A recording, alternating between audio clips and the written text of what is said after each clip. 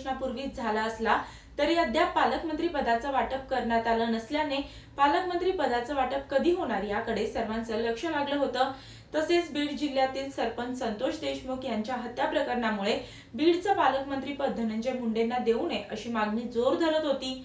अशातच आता एक मोठी बातमी समोर येत असून पालकमंत्र्यांची यादी जाहीर करण्यात आली आहे।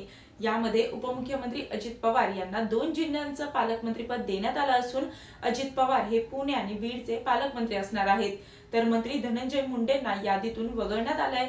धनंजय मुंडे यांच्यासाठी हा मोठा धक्का असून गेल्या वेळी धनंजय मुंडे यांच्याकडे बीडचं पालकमंत्रीपद होतं, परंतु यावेळी त्यांचं नाव यादीतून वगळण्यात आलं आहे।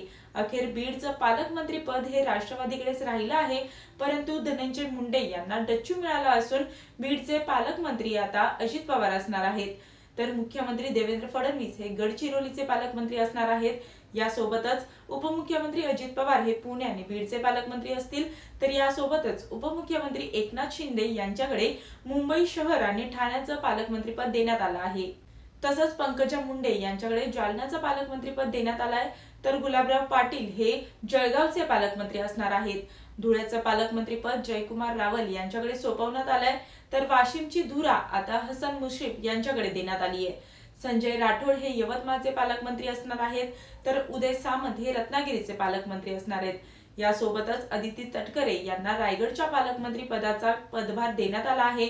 नागपूरचं पालकमंत्रीपद चंद्रशेखर बावनकुळे यांच्याकडे देण्यात आलंय, तर सिंधुदुर्गचे पालकमंत्री नितेश राणे हे असणार आहेत। अमरावतीचं पालकमंत्रीपद चंद्रशेखर बावनकुळे यांच्याकडे सोपवण्यात आलंय, तर अहिल्यानगरचे पालकमंत्री राधाकृष्ण विखे पाटील असणार आहेत। यासोबतच सांगलीचे नवे पालकमंत्री चंद्रकांत पाटील हे असतील, तर साताऱ्याचे पालकमंत्री शंभूराज देसाई हे असणार आहेत।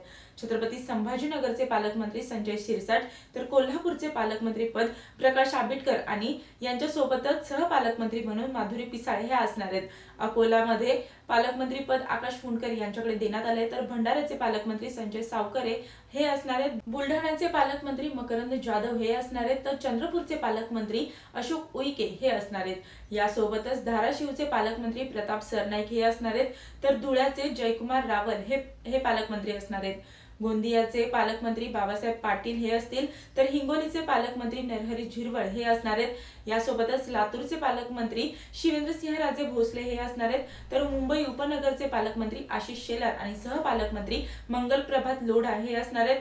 तर नांदेडचे पालकमंत्री अतुल सावे हे असणार आहेत। यासोबतच नंदुरबारचे पालकमंत्री माणिकराव कोकाटे हे असणार आहेत। नाशिकचे पालकमंत्री गिरीश महाजन हे असणार आहेत, तर पालघरचे पालकमंत्री गणेश नाईक हे असणार आहेत। परभणीचा पालकमंत्रीपद मेघना बोर्डीकर यांच्याकडे देण्यात आलंय, तर रत्नागिरीचे पालकमंत्रीपद उदय सामंत यांच्याकडे देण्यात आलंय।